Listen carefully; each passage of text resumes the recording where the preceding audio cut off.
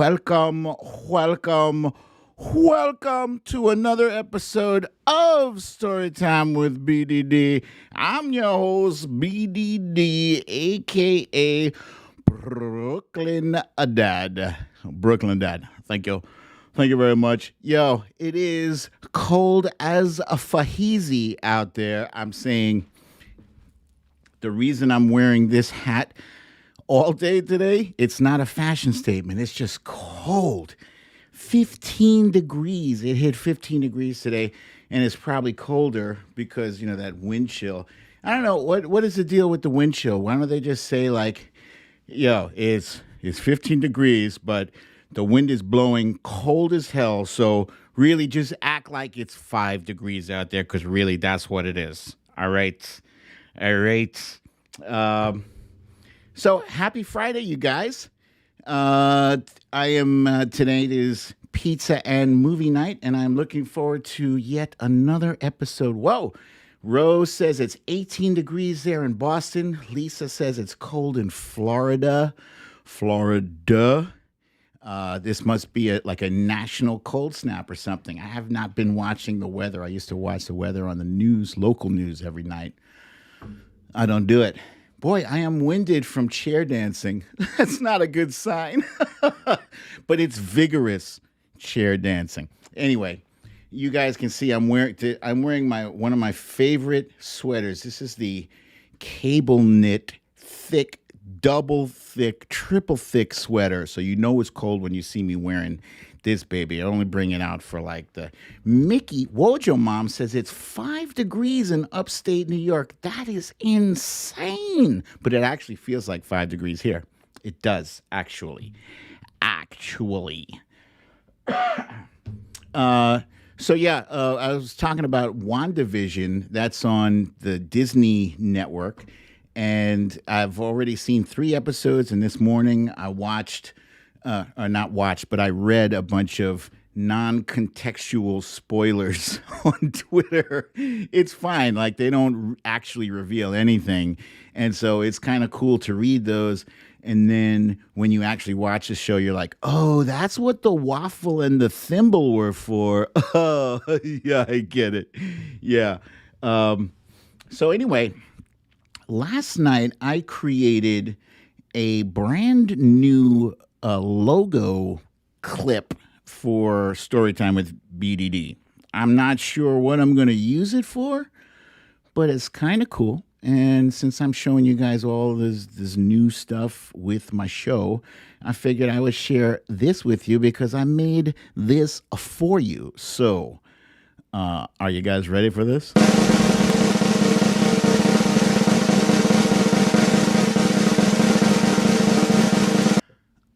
Okay. Here it is. The new Storytime with BDD logo animation.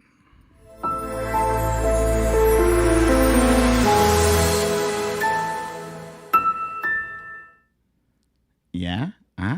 Yeah? You like it? You like it very much? I love it so much myself. It's kind of fancy. And maybe some people might say, hey, that's kind of sexy. Yeah, they might say that. They might say it's epic. Don't mind me. I'm like a kid with new toys. So yeah, you guys like it? Yeah. Ooh la la, fancy. Deborah says. Misha says, love it, BD. Lori B says, very cool. Okay, good. I'm seeing some good comments in here. I don't know what I'm going to use it for. If you guys have any ideas, let me know. I mean, I can't really put it in the front of the show because that's where you guys are coming in. That's like the waiting room to get in here. This very exclusive audience. Anyway, I woke up today and realized that thank you. You guys are enjoying the new format. I'm so glad. I woke up and I realized that I had missed one of Brian Williams' classic dry moments, even for him. You know, he always delivers the news like in a very deadpan way. Like, you know, whether he's joking or whether he's serious, it's always, the same expression. Uh, and I used to be able to do that. I used to like me at work. Oh my God, I had a ton of like gags, running gags for like the new employees. Uh, so I spent a ton of time in the printing business. Okay, as my career as a designer, a lot of it was printing. So you guys, that you can't stretch paper, right? You guys know this. Paper stretching is not a thing. Look, you can't stretch this, okay? But it never failed. Whenever we had a new employee, I'd be like, "Listen, do me a favor. Go out there in the hallway and go get me the paper stretcher, the electric one." And they would go out into the hallway looking for a paper stretcher. There's no such thing as a paper stretcher. And they come back with like a confused look on their face. Yeah, I didn't see it. I was like, all right, listen, it's right there. It's right there next to the left-handed screwdriver, which is sitting on top of the can of striped paint. Yeah, there's a can of striped paint there. So go back out. And I would do that like with a straight face. And then suddenly, like over the years, I lost my ability to keep a straight face. So that's how Brian Williams does his thing, deadpan, and it's hilarious. It's like low key hilarious. So last night he was talking about how kiss ass. Wait, Asmila J said, "Get me the blinker fluid." Oh, that's great. Oil for your headlights. That's a good one, Sheila. Nice. Yeah. Oh man, I got a ton of those. I just can't keep the straight face anymore. So he was talking about how kiss ass Kevin McCarthy was visiting with Trump down at Mar-a-Lago, and that he said he had exclusive footage. And oh boy, did he have the exclusive footage. Bartunde, I'd like to begin with you, and we're all about to see something. For the first time, we have what I'm told is the first video, exclusive video, out of this meeting today between McCarthy and Trump. We'll watch it and react on the other side. Not even a smirk. I love you. You complete me. Not just as... Shut up. Just shut up. You had me at hello. You had me at hello. That is, obviously, we have rolled the wrong clip, and we were sold a bill of goods here. I thought this was going to be of the McCarthy and Trump meeting, and someone's going to be, of course, in big trouble. Oh my God! So not only was nobody in big trouble. I mean, obviously that was an intentional goof, and it was great. It was fantastic. Deadpan expression. So speaking of expressions, I always get a kick out of watching the sign language professionals do their thing, like whether they're at a press conference or at a show, a live show, whatever, because they're delivering the words, the content with their hands, right? But it always kind of cracks me up. The expression, they're very expressive with the facial expressions as they're making there. And, so me, I probably couldn't. I want to learn how to do sign language. At some point, I really want to learn that because it's fascinating. But wifey will tell you guys, like, I practice the art of face making. It's all I do. Like for most of my life, she has a collection. She has like gigabytes worth of the most ridiculous faces you've ever seen. I don't know. It's our thing. That's one of our things. So I was curious. I wanted to know, like, is it, is the sign language, is the facial expressions, is that intentional or is it just extra? And yeah, the guy in Georgia is fantastic. I love that guy. But so here's what I was watching today. He can do anything specifically to safeguard their health before they arrive, while they're here. Can he get vaccinations and testing to governors specifically for the purpose of providing some health safeguards to these soldiers? Well, as you noted at the beginning of your question, but I would just reiterate the role of the National Guard, and I've spoken to the President about this directly, and the incredible sacrifices they make is something that is personal to him, given his family connection to the National Guard. He had called the head of the National Guard just last week when the reports came out about the treatment of the National Guard and the fact that many had been sleeping in garages, and of course conveyed his dismay of the photos he had seen and their treatment, and also offered his personally any help that he could provide, whether even if it was boosting morale, and certainly that. So I now know that garages is something like this, right? Because I've watched this clip several times. But her facial expressions, again, like some of them don't actually match up to the words that she is conveying. She's a lot of, and it doesn't sync up. So whatever, if it works for that audience, that's great. But yeah, I definitely need to learn how to do that. I saw like this first part of my show today is just like front loaded with like funny shit because it's Friday. It's Friday and I want to feel good. There's enough bad shit to discuss, and every once in a while, yeah, it's nice to stop and take a break to laugh at things that are funny or admire things that are inspiring. Yeah, you can do that every day, not just Friday. You can do that every day, and if it kind of feels like we are entering a period where we don't have to worry about crazy shit happening anymore. It's like adults are finally running the show. You watch a press briefing with Jen Psaki and nothing out of the norm happens, No, there's no mention of bleach or UV in your butt, to kill COVID. It's just very boring and normal, and I love it. I love it so much. So, I did see a very funny clip on Twitter today that kind of reminded me of Blue's Clues.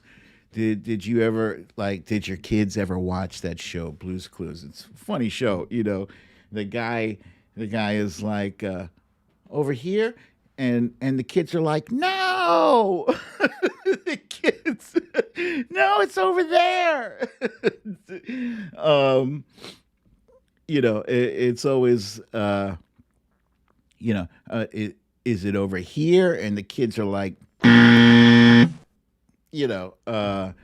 so that's another gag that I enjoy playing with my kids. It's like if we were out at a restaurant, well, back when we could go to a restaurant, right?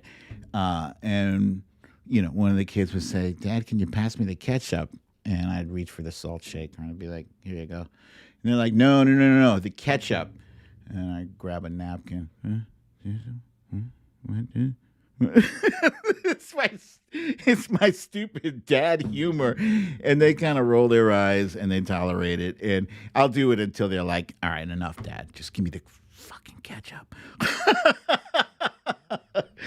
But anyway, I saw a clip that very much reminded me of that, and I'm going to share that with you because I love you guys. I love you so much. This is a square. Can you guess which spot that goes in? The square. That's right. It goes in the square hole. Yes. Okay. And how about this rectangle? Wait. That one also the square. That goes in there too. Yeah. Up next, we've got this thin rectangle. The thin rectangle. Can you guess where that goes? The thin rectangle. That's right. It goes in the square hole. Her face, and up next, a cylinder. The circle. I think that goes in the circle. The square hole. Now, we've also got this semicircle right here. Do you see a slot that would fit The semicircle. Semicircle? The semicircle. That's right. It's the square hole. Okay. Up next, the triangle. We know what hole that goes The into, triangle. right? Triangle. That's right. The square hole. And up next, we have the arch. The arch. Arch. You guessed it. The arch. It goes in the square hole.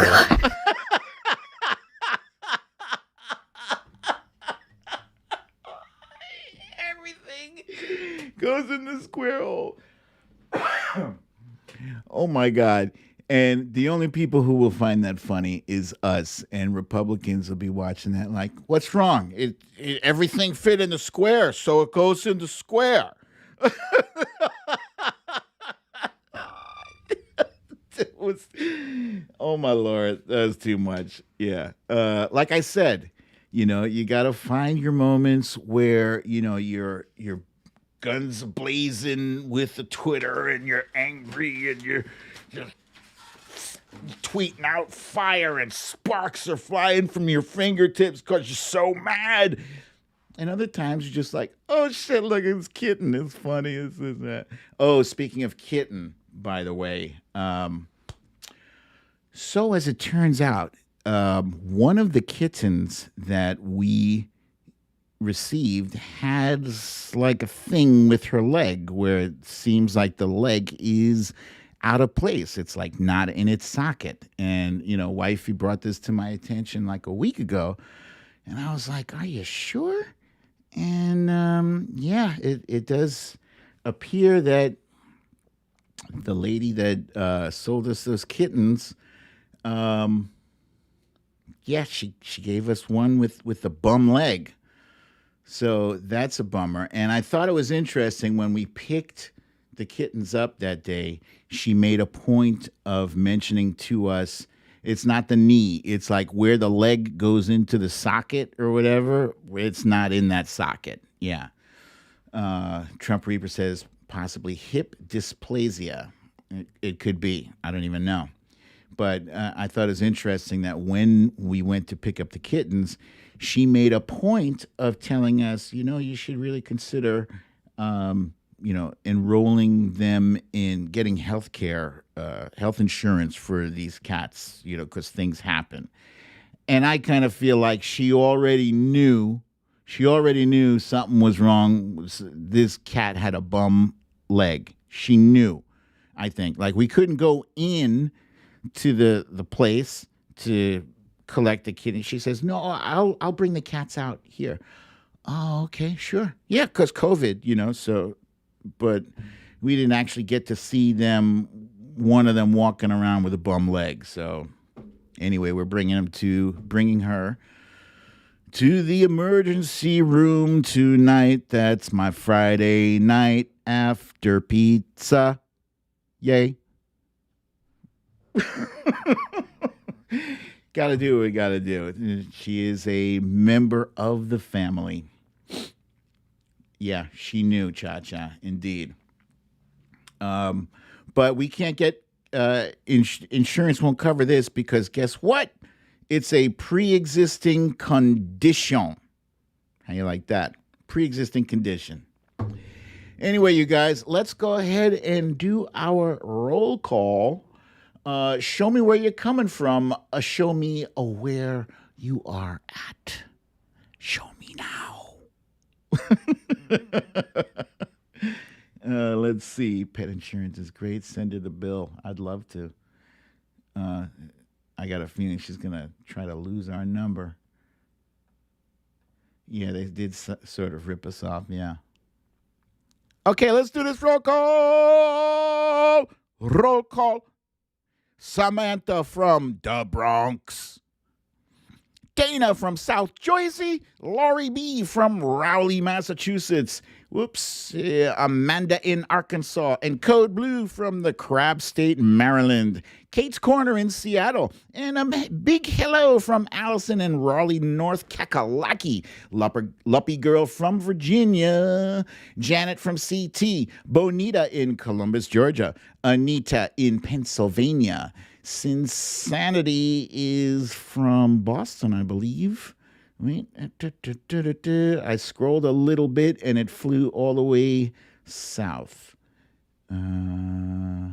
Okay. Anita in PA. Mel from Aurora, Colorado. Asmilla J in Houston, Texas. Deb from Arizona. Stacy from Indiana. Sudi Q from Centennial, Colorado. Jennifer Rayner from Wisconsin Rapids. That's Jeff in her 68. Kathy is here, and she says the breeder could give you a bit of a refund for that. I don't think it was a breeder. It was like a rescue place. Excuse me. Valerie from Staten Island says happy Friday. Anita from Columbus, Ohio. Sheila says hi from the Chai. Bernadette in Phoenix, Arizona. Marie from North Jersey. Stephanie from Florida, Spring Hill, Florida, to be exact. Misha in cold, rainy Long Beach, California. Deb from Chili Woodstock. That's our wildflower buddy. And D. Barnwell, cats need Biden care. Yes, they do.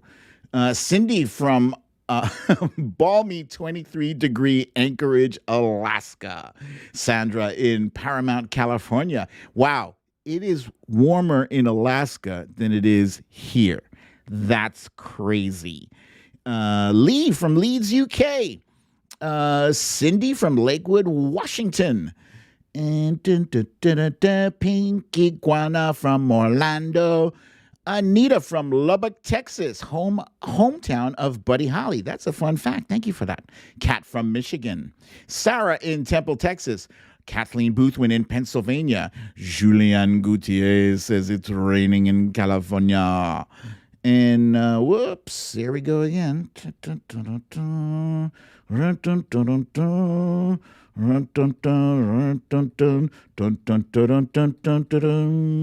Damn, it went far down here. Shit. Hold on. There we go. Okay, Carl from Fort Lauderdale, Florida. Cha-Cha from Seattle. Stella from New York City, living in soggy Los Angeles.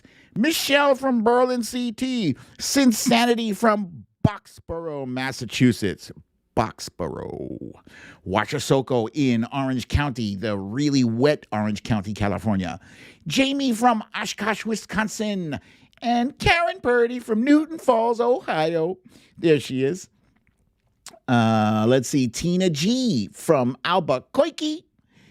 Kim from Colorado. Lucy from Orange County, California. Linda number 1 from Aiken, South Kakalaki. And Audrey, you two from Chile, Brooklyn, of course. Let's see. Pasta D from Richmond Hill, Georgia, man. Debbie with Blake and Alexa from Boca Raton. Kathy from Portsmouth, Virginia. Kate's Corner in New York City hometown, living in Seattle. Where is Weed Whacker Eric? He is also in Seattle. I haven't seen him yet. Patty from Gainesville, Texas. Tina G from Albuquerque. Patrick Buckley is pre-existing. LL Mac prepping for snow in New Jersey. What? Michael from Minnesota. Solid Blue Sister from rainy Southern California. Sinsanity again from Boxborough. Gina P from South Jersey. Happy to see everyone. Stacy from stormy South California. Carl from Fort Lauderdale, Florida. Monique from the DMV. Victorina from Pahrump, Nevada. And Bella and Mickey, that's Wojo Mom in Rochester, New York. Lisa from Jupiter, Florida. Mache from Vancouver, Washington. Oh, there it goes again. It's killing me with this like mega scroll thing. I'm literally using my arrow keys and it jumps like 1,000 messages. Here we go. Deb from Central Washington State, where it's been 36, 39 for 5 months straight. Jennifer, warmer in Alaska than here too. Corey Lord from Bellevue, Washington. You are late, but it's okay. We give you a pass. Think First from Tucson, Arizona. Let's see. Ba-ba-ba-da-ba.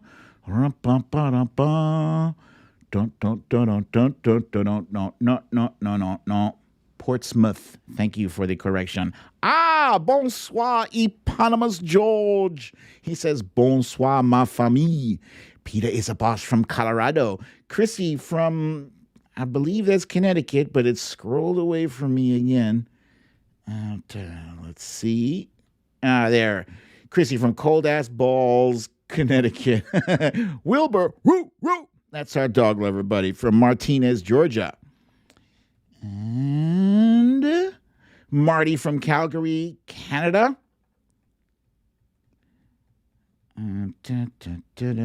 Sylvia says, hi, everyone. Kathleen from Boothwyn, Pennsylvania. And Sylvie from Madeira Island, Portugal. Gab Kurtz from Orlando, Florida. And let's see. There we go. Thank you very much, guys. That is our roll call for the day. And now it is time for that portion of our show where we discuss stories of the day.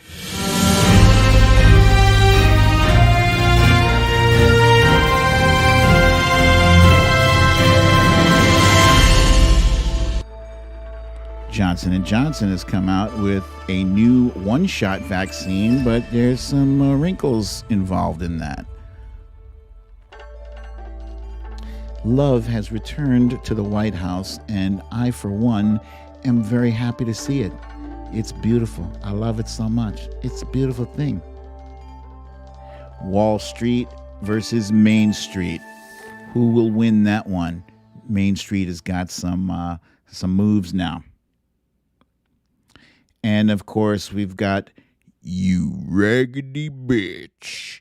That's that portion of our show where we discuss the people and the things that are wrong in America. First up, let's dive right into COVID.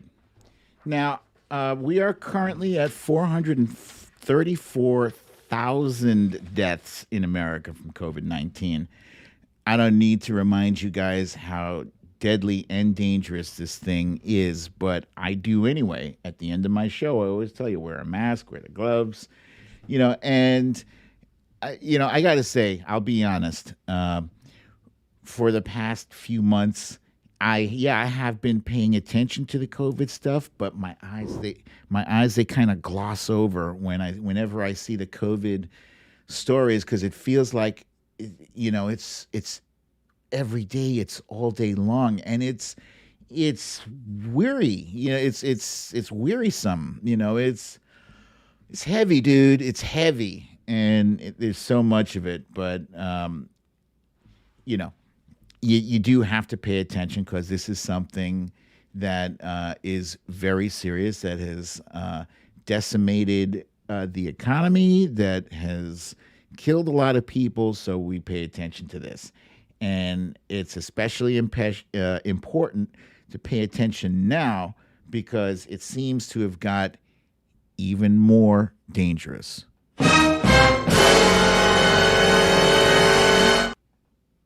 Yes. Sorry, I can't resist that one. But yes, it is more dangerous now. There is apparently a variant of the COVID virus that is, it's more contagious. It's from South Africa, and it is now here. It's now here. It's confirmed 2 people from South Kakalaki have contracted this South African strain of the COVID-19 virus. Neither of these people knew each other. They didn't know each other. Neither of them went to South Africa, right? So how did they get it? It means that it is in the community now. There is a community spread I'm sorry if I startle you guys with that dun dun dun. I love it so much. But yeah, so that's how the CDC knows. That's how they can confirm that there is a community spread now. And like I said, this thing is more contagious than the COVID that we've already been dealing with. So yesterday I got into a brief, I wouldn't even call it a Twitter beef with Jim Jordan. It just, you always, whenever you see a Jim Jordan tweet, I feel obligated to dunk on him just because he's an asshole. But he was saying, well, how many masks are you going to wear? 2, 3, 4, 10? And I replied to him, gee, Jim Jordan, you only have to wear 1 mask. How many kids did you allow to be molested? 2, 3, 4, 100? But actually, it turns out that I just learned after I dunked on him that people were like, oh, no, Brooklyn Dad, wait, you do have to wear 2.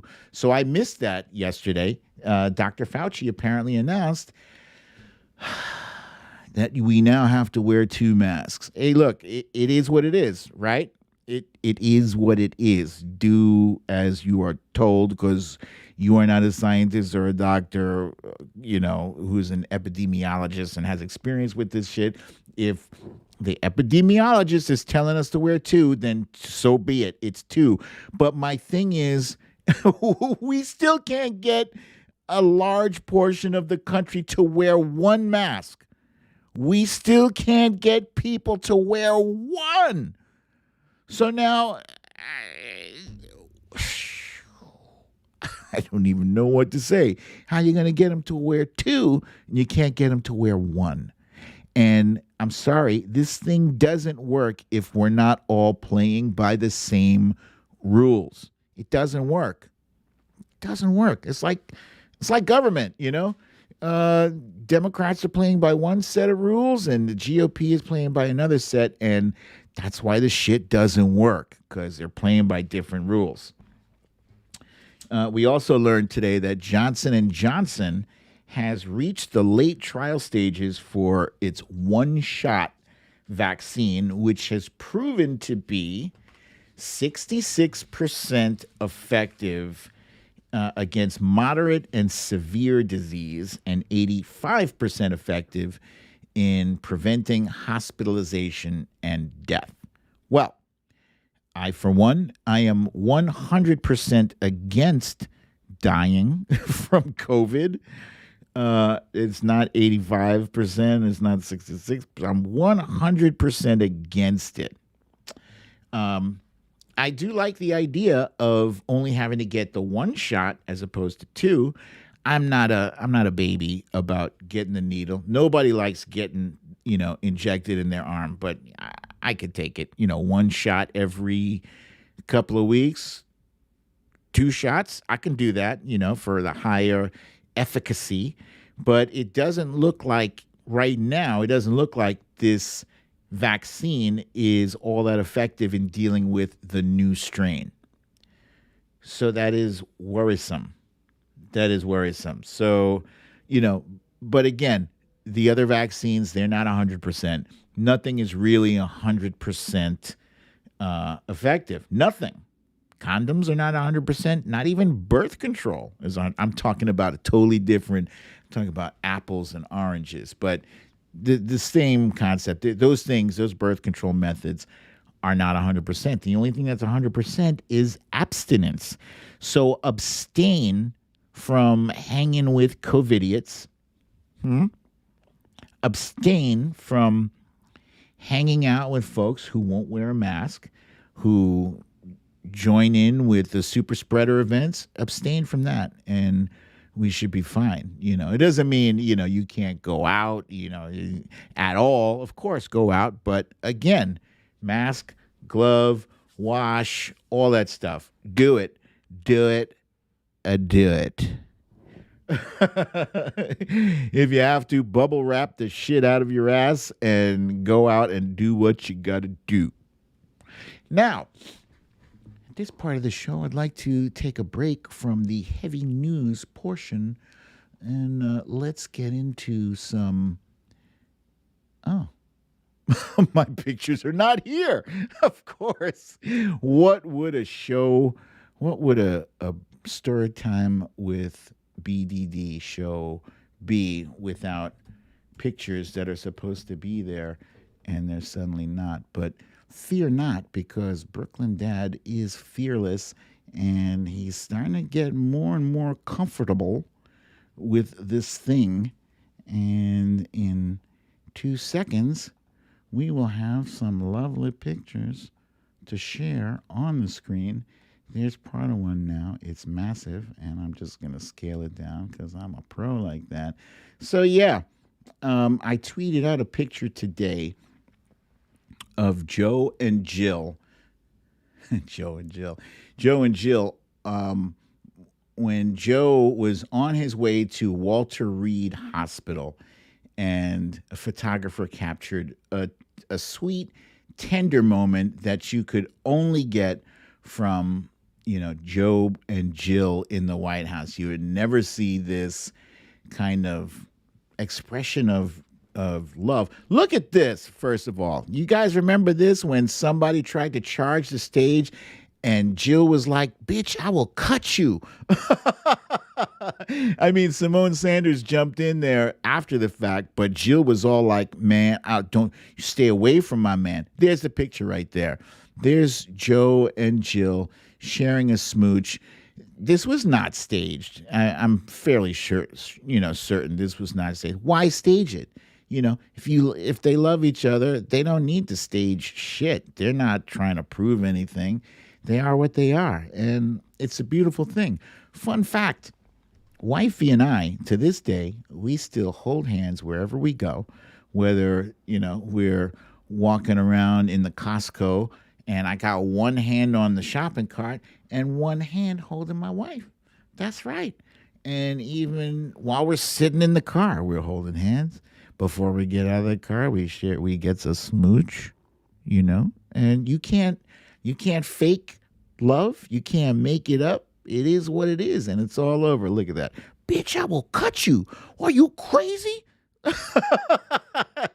Jill was not having it. Yeah, she went after that woman. No, there was no hesitation. I think she made a fan of me that night and millions of other people across the country who they're not having it. Keep your hands off my man. And that's a big difference between Jill Biden and Ted Cruz, who wouldn't even defend his own wife against a sleazebag like Donald Trump. It's disgusting. Disgusting. Anyway, speaking of disgusting, I want to talk about Wall Street versus Main Street. Now, this guy on the screen right here, that's Bernie Sanders. Many of you are familiar with him because, as I mentioned the other day, he's one of the few guys that got it right, They made fun of my mittens, but I never lost money in the stock market because I knew it was rigged against the American people. The millionaires and the billionaires are protected by the system, and you can't beat it. Well, most of that was true until just a little while ago when a bunch of motivated investors went for the gusto and tried to take down some of those millionaires and billionaires. And a good friend of mine, his name is Justin, he was stoked by this. He called it an epic game changer. He was very excited about this, and he called me up. He was like, "You got to talk about this on the show." And he also happens to be a big fan of Bernie, so that's a bonus for him because his guy was right. So when he asked me this, I asked him to break it down for me, right? Because why is this so exciting to you? Because what the hell do I know about the stock market and shorting stocks and all that stuff? So he explained it to me like this, right? let's say you have a business that or a stock that is valued at $10, right? And then you make, let's say you are a millionaire or a billionaire, and you make a big bet, not just a little tiny bet. You make a huge bet that $10 stock is going to fail, right? And let's say you set the fail price at like $5. So if that stock goes from $10 to $5, you like bet millions of dollars on that, you make a killing, right? But so in this case, GameStop is it's not a huge company, but it's got 15,000 employees. In the middle of a pandemic, GameStop was not going to fare well in the middle of a pandemic where people cannot go anywhere. They can't go to a GameStop, and all the GameStops are in these strip malls. They're in malls and strip malls, and ain't nobody going there, especially now when a lot of kids are just streaming their games. So GameStop was hurting. So these millionaires and billionaires, they're like, I'm pretty sure that company's going to fail, and I'm going to put millions of dollars to make sure it fails so that my bonus this year, instead of it being a $5 million bonus, it'll be $5.5 million. Meanwhile, that little $0.5 million bonus for him, that results in 15,000 people being out of work. That's the Main Street. Wall Street doesn't give a shit about Main Street. They give a shit about their bottom line, their dollars, their private jets, their bonuses, all of that. They don't care. They don't give a damn about us, right? So a bunch of people, on Reddit that just happen to be fans of GameStop, nostalgic fans or whatever, they're like, no, let's do this. Let's take this asshole down. Let's take this asshole billionaire down. So instead of the stock going down from $10 to $5, it went up from $10 to like $350. And what does that mean? So if it had gone down from 10 to 5, this billionaire would have made like millions and millions of dollars. But it just went the wrong direction for him, and now he is losing not millions, but billions with a B, right? This thing could have crushed a goddamn billionaire. So what did Robinhood do? They shut it down because, wait a minute. The only people supposed to be losing money are you little guys, you little suckers. Not the billionaires. This game is made for billionaires, you silly fools. Now, if those GameStop investors decided to all right, let's sell off and, let's, take the money, then the price would have gone back down and this billionaire would have been, back in, in good shape. But these Reddit investors were like, no, hold the line. You shall not pass. So this billionaire had to be bailed out with some more billions of dollars to prop him up because he made a bet that this business was going to fail. And not only did it not fail, but it went whoosh, skyrocketed. Ka-ching. Where's my ka-ching sound effect? Damn it. I know I have one somewhere. Hold on. Nope. Damn it. I ain't got no... Yeah. Crickets. That's all I got. I will have the ka-ching sound effect just in time for it not to be relevant on Monday. But here's something else that's interesting. My son today informed me, this is interesting.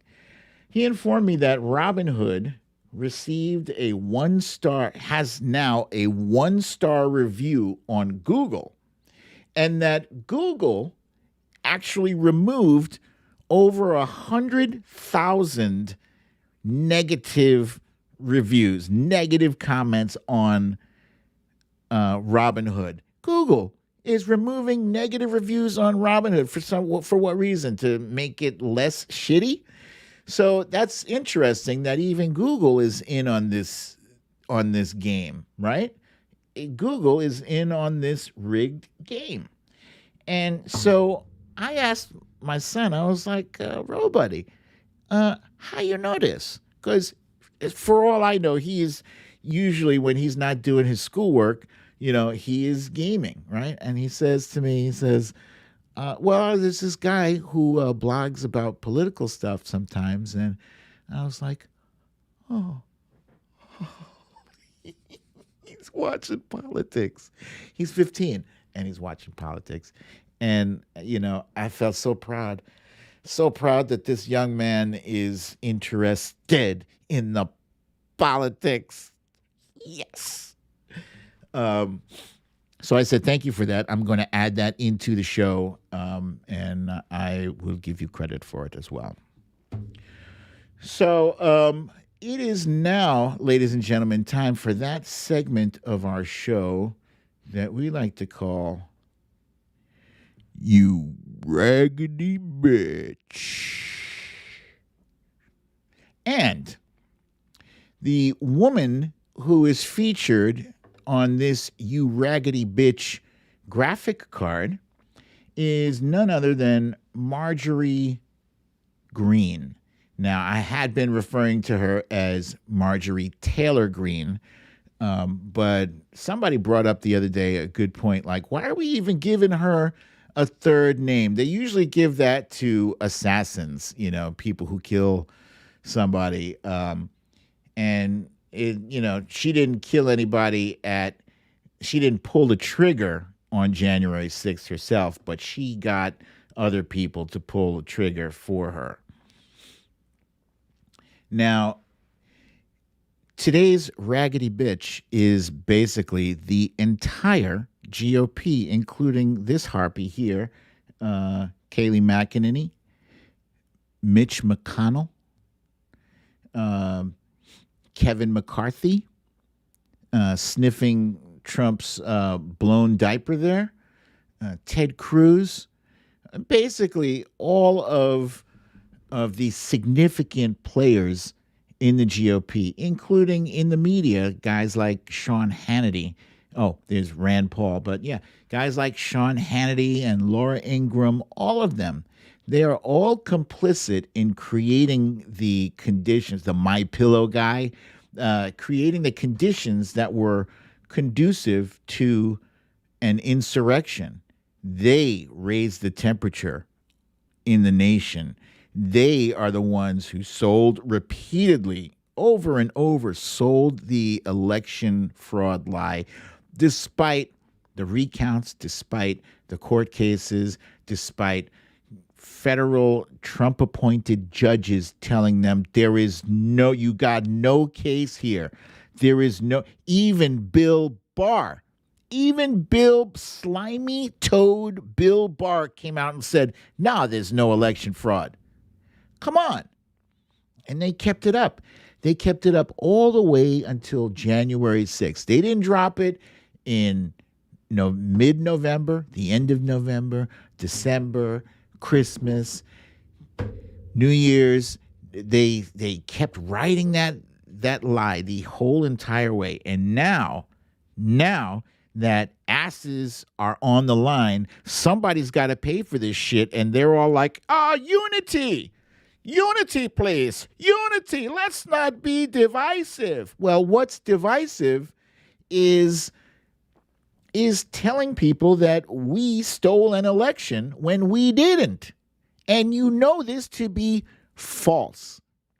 What's divisive is not coming out and admitting your mistake, admitting that you're wrong. And the GOP is the only one. They're the only ones who can do this. And they refuse. And they refuse to expel right now, they refuse to apply pressure to expel Marjorie Greene. Why? Why? I mean, she is a verified QAnon nut who believes that there is such a thing called Jewish space lasers that created the wildfires in California. And she believes a whole lot. She's a very hateful, disgusting person who also, was instrumental in riling up this crowd. So why won't they expel her? It seems like a slam dunk. She, the only reason she was elected apparently was that her only opponent mysteriously dropped out just a short while before the election. So why won't they expel her? Because apparently the GOP has realized that Marjorie Greene's profile has gone national. Yes, she now has a national profile, and that includes fundraising. And that includes, understand now that Trump is mostly out of the spotlight, Marjorie Greene is kind of stepping into that vacuum. She is all of a sudden that worst person that you thought they can't possibly find anybody worse than Trump. Hello, my name is Marjorie Greene, and I believe that I believe in QAnon, and I believe that there are Jewish space lasers that caused the wildfires in California. That's their worst person. And somehow the worst person in the GOP is the best national face for their party. That's where they are right now. So there is no more raggedy bitch than the entire GOP. And by saying the entire GOP, I'm enfolding everybody, the politicians, the pundits, the media, the right-wing media, all of them, Breitbart, all of them. Horrible, horrible, horrible people. You raggedy bitch. Whew. All right. That's my story, and I'm sticking to it. That's how I'm going to do it. I'm just going to stick to it. Stick to it. So just stick. Hooray! Yeah. And now, ladies and gentlemen, I was a little early with that one. It is time for the Littlest President. Hooray! The Littlest President is available on BrooklynDadDefiant.com. It's also available on Amazon.com. If you want to get it on Amazon.com, that's all right with me. You can get it. Just get it. I want you to read it. I want you to laugh at it. I want you to enjoy it. Share it with your children and your grandchildren and your grandchildren's grandchildren. Share it with everyone. It's beautiful. But if you get it on BrooklynDadDefiant.com, then you also get the beautiful swooshy handwriting. Look how beautiful it is. We love it so much. All of us. It's so swooshy. It's beautiful. And then you also get the fancy text in blue Sharpie ink. It says, Hui Juan. Hui Juan. Hui Juan. Hui Juan. Sinsanity says her other half loved it. I love to hear it so much. The Littlest President is starring. Wait, let's get focus. Focus. President Barack Obama. Hillary Rodham Clinton. Speaker Nancy Pelosi. Joseph R. Biden. And the R stands for ready to kick that ass.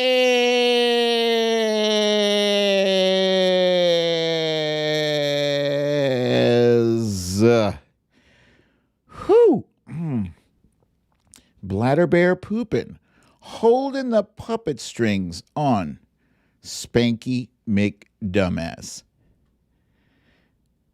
Complicit Barbie. Rudy Giuliani. Gummy McJuicebox. Kellyanne, whoa, she's out of focus there. Kellyanne Conjob, she's blurry. Stephen the Snake Miller, and Mitch McTurtle McConnell.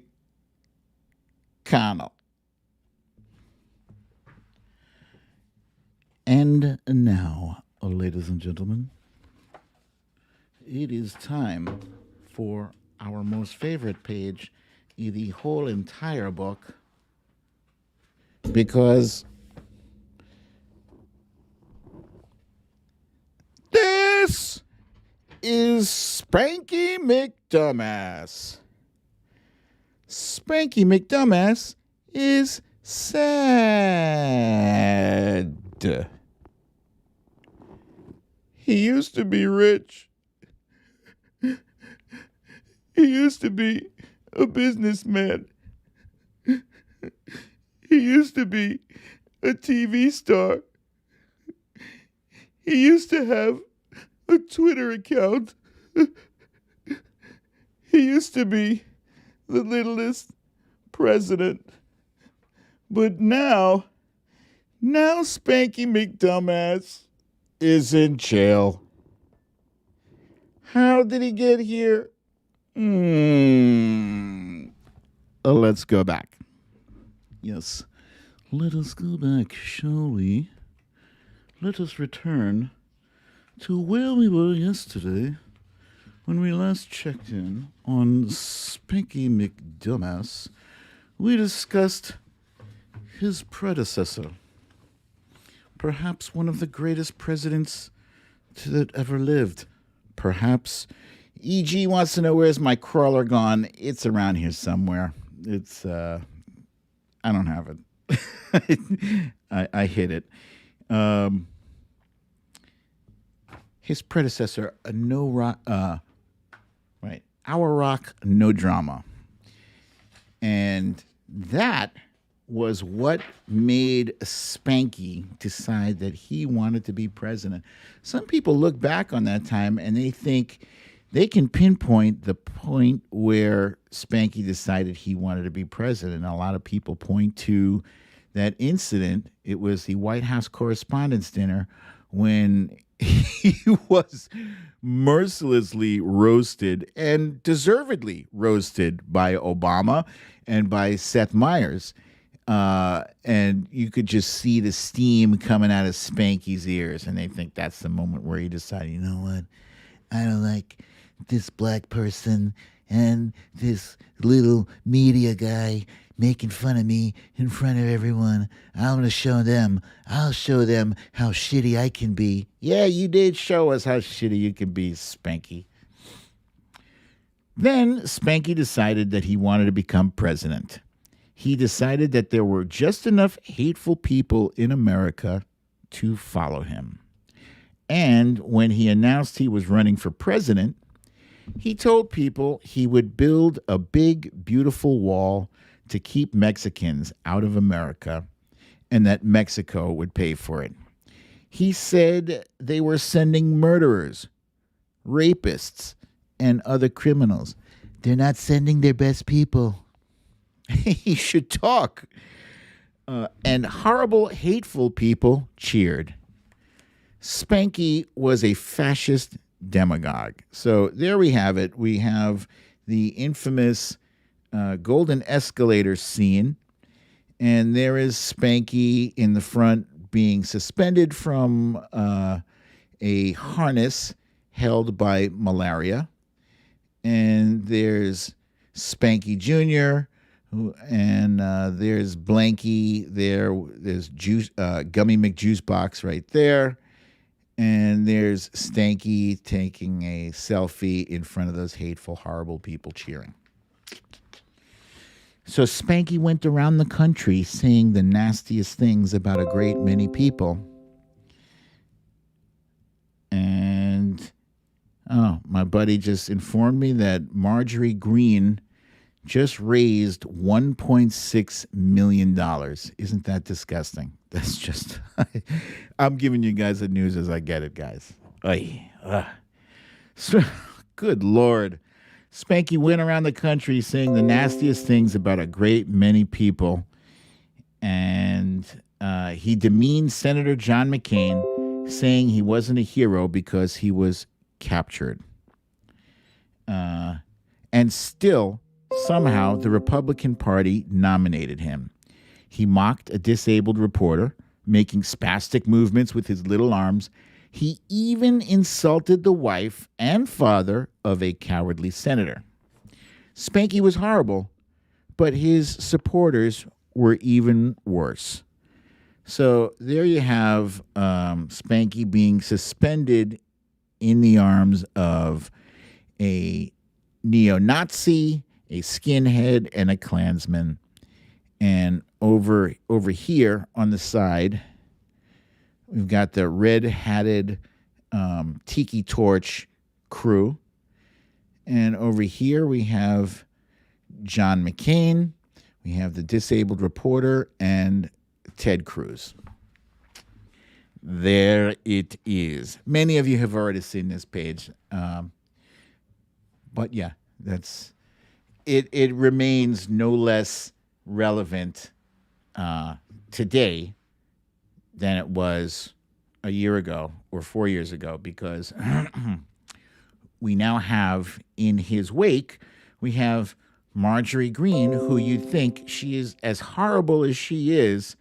How is she raising $1.6 million? There's horrible, hateful people out there, Trump's fans, now supporting her. This is disgusting. It's disgusting. So you know what it is, guys? We have to, you can take a break for a little bit, but don't think that the fight is over. It's not. I mean, for now, take five. Take five. But if we just sit back and let them do whatever the hell they want to do, they're going to run this country into the ground. Let's see. Black Lives Matter movement has been nominated for the Nobel Peace Prize by a Norwegian politician. That news flash is from Michelle Wormuth. Thank you, Michelle. That's fantastic news. That's wonderful. So, that's my story, and I'm sticking to it. It is almost time for me to dig into some pizza before going to the vet tonight. This is a wonderful night. Whoops. Did I lose my mic? Hang on. Lost my mic for a second there, but I am back. Anyway, so what kind of questions do you have for me? I got time for maybe this many questions. Cindy C says, the victims need to sue her for every penny from her harassing attacks. They will never collect that money. They will not. Jennifer Rayner says World War III before they take over. That's a scary thought. I don't want to see that. Lori B says, thank you, BDD, Wifey, and Resistor family for another great show. Stay safe and much love to all. Thank you, Jennifer. And let's see. LN says, go Norway. I hear that. Okay. Wilbur, the dog lover, says the KGB has been grooming Trump for 40 plus years. I do believe that. In fact, a friend of mine, Olga Lautner, she does nothing else but cover like Russia, and she'd been saying that for years. Let's see. Code Blue says, what kind of pizza? I think tonight it's going to be the frozen kind. I'm not going to eat it frozen. We're going to cook it first. But it's like one of those tri-cheese pizzas. It's got 3 different kinds of cheese on it. It's delicious. It's the seasoning on top that makes it delicious. What is it? I think it's Red Baron. Red Baron. I love it. It's fantastic. It's great. There's little tiny slices I could eat. And believe it or not, I can only eat like half of that pie, like 3 or 4 slices at the most. Lucy says, hopefully Kitty is going to be okay. Thank you for that. Oh, this is interesting. Jennifer says, BDD, I may have met someone on Twitter. How long before you and wifey talked on the phone? Might have been a day or two. It wasn't long. I mean, it was June 4th, 2017. And yeah, I don't think we waited long. I mean, we were chatting through DMs for a while, but like a lot. It couldn't have been more. It couldn't have been more than a week. Take your time with it. I don't think there's any rush. Definitely make sure that somebody's not trying to catfish you. Feel them out. Don't tell them your deepest, darkest secrets right away. Make sure this is not a creep, huh? There's a lot of people out there that are not nice. I feel very lucky that I lucked out and met the love of my life. And it just felt right. And so I'm hopefully going to be saying I'm happy for you. I will knock on wood for you because that's what we do in the Brooklyn Dad household. We're just, superstitious and we believe in knocking on wood. Okay. That is nice, Jennifer. Okay, people are asking what kind of pizza do you like? Yeah, it's a pizza. I'm not fancy. I've never had pizza with pepperoni, like pork pepperoni, because I don't eat pork. But we recently found at, I think it was ShopRite, we found pepperoni that's like beef or maybe turkey or something, and it's actually quite good. But yeah, just regular plain cheese pizza is good for me. And last question here, Kimberly wants to know, do you think justice will be served? And yeah, I do. I don't think it's going to be as much justice as we expect, but some justice will be served. I'm sure of it. I am quite sure of it. Anyway, folks, thank you for joining me for another episode of Storytime with a BDD. I'm your host, a BDD, a.k.a. Brooklyn Dad. And so if you guys are going to go out this weekend, please be sure to dress warm because it's cold out there. Seriously, don't, just bundle up. Layers. Also, layers here. Wear 2 masks. Wear your gloves. Keep your social distance. 6 feet or better.